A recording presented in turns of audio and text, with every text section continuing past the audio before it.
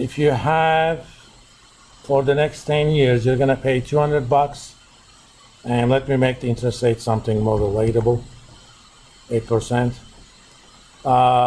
If you're paying $200 a month for the next 10 years and another 50 at the end of 10 years, using an 8% discount rate with monthly compounding, that's equivalent to $39,010. If you're buying a car and you can afford $200 a month and a 50 at the end, for a 10-year loan, the max car you can buy is $39,10, okay? And some change. That's kind of the idea. If I'm in the future value mode, I haven't changed that yet. So let me first copy that text, and here's what I'm gonna do. If this thing equals 1, and that means I'm dealing with future value, so that function should be FV. Otherwise, I'm dealing with PV. I'm gonna highlight that. In fact, this is one of the reasons I made these buttons. Easily zooming.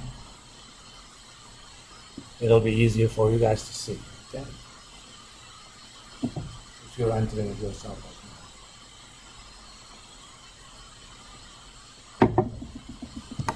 So in this case, I'm in the future value mode. If I start with 50 grand and put in $200 every month for the next 10 years, and I'm earning 8% interest on the account balances, at the end of 10 years, I'm gonna have $147,571. In setup mode, that's all you can read. Let me save this and post it. So if you want to work with, in fact, I'm going to start the lecture video item for today.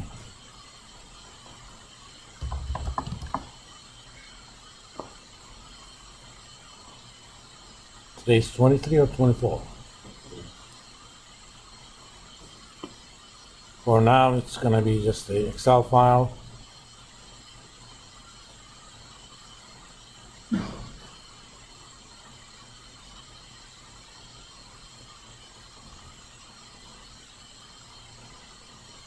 Remember, this is a macro-enabled file, especially this computer can protest that I can't use the macros.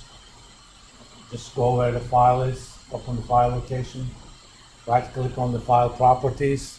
On the very bottom, there should be a box called Unprotect, okay? Or Unlock. Just click on that and reopen the file. Whenever you download something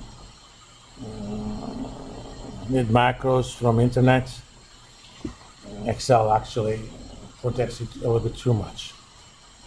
I can understand it if I download it from a random website. Come on, it's coming from Blackboard. All right. Now that part is easy, you know. If I tell you starting balance and or balloon payments, monthly payments, the length, the frequency, and interest rate. In the setup mode, you immediately read either the future value or the present value. Okay.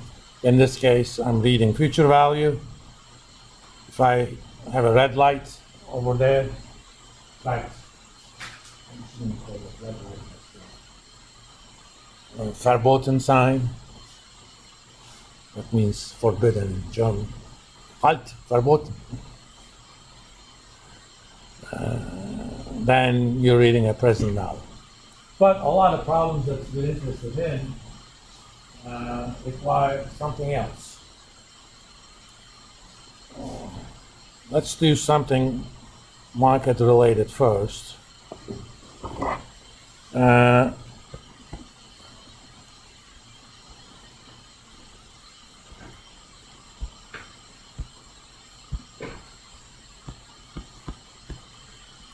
Suppose you have $25,000 now. That's our dollar B. And can save $500 a month. Actually, let's make it interesting. $100 a week for the next 50 years, 40 years.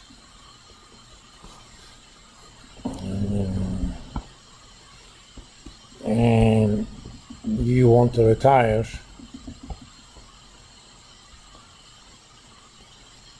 at $5 million.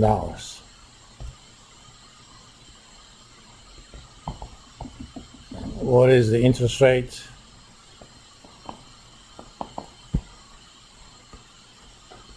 Or return that would get you to your goal? This is actually one of the simplest but very common retirement planning problem. Remember the golden rule in finance or fundamental theory, cheap, because we have math in finance. In order to earn higher returns, you have to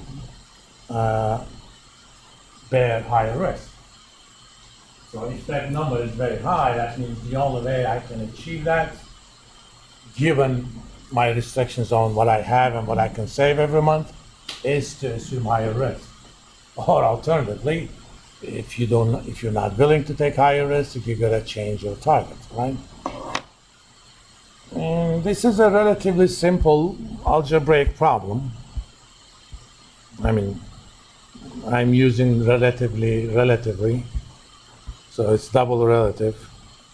Where is that FVA? Basically, I'm gonna solve this equation for R, okay?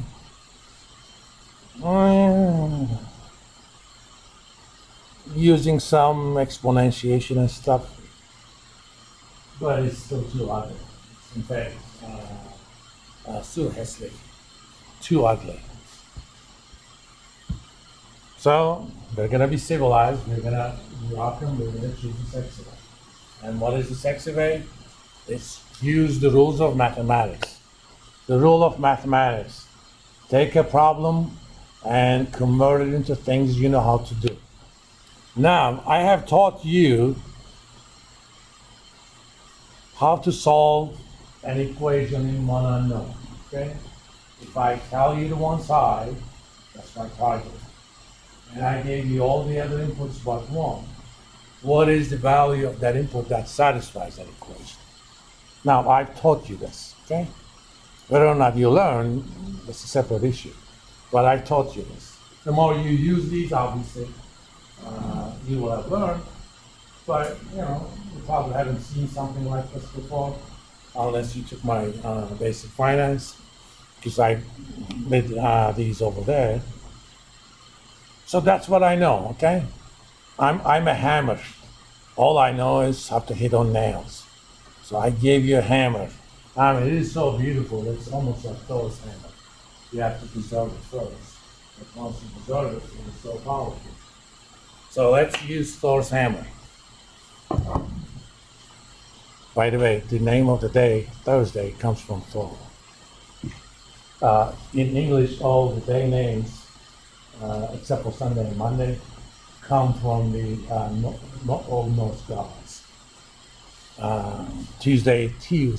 Wednesday is actually, the original form was Wednesday. Wednesday. Thursday is Thursday. Friday is Thursday. Saturday actually goes to Saturn.